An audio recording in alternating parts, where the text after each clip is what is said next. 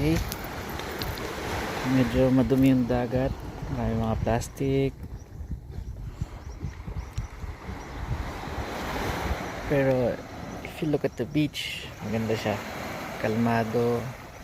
Pero may parating na storm bukas, so mag-iiba na naman to.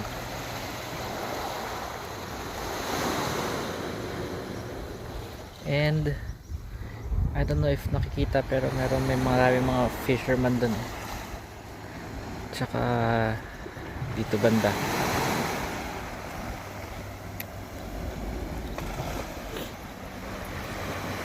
Pa-comment naman kung ano yung mga lines na yan.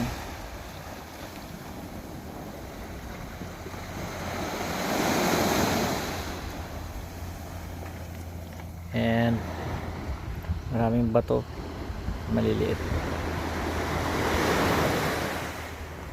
May pang kailangan gawin.